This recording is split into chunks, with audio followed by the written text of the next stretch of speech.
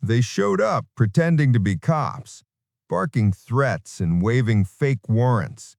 What they didn't know was the man they came to intimidate had seen real combat, and he only needed 60 seconds to end it. The sound of gravel crunching under tires pulled me from my workshop. A black SUV slid to a stop at the edge of my driveway. No plates, no markings.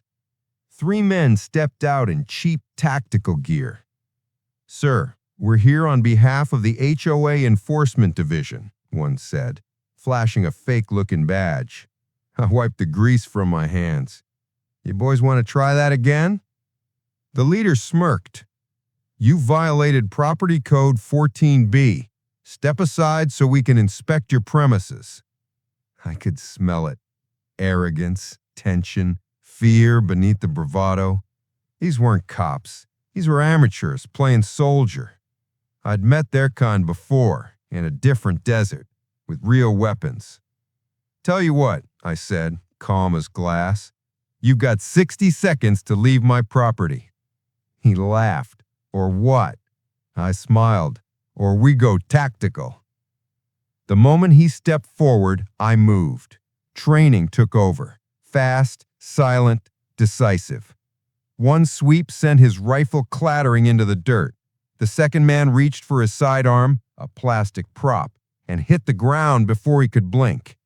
The third froze, his mouth open. "Hands where I can see them. Now!" My wife was already dialing the sheriff's office. By the time real deputies arrived, the imposters were zip-tied against their SUV, groaning on the ground. Turned out, the HOA president had hired them to send a message after I refused to pay some bogus fine. Big mistake. The deputies took one look at my ID, then at the men on the ground. "Delta Force?" one asked. "Used to be. I guess old habits die hard."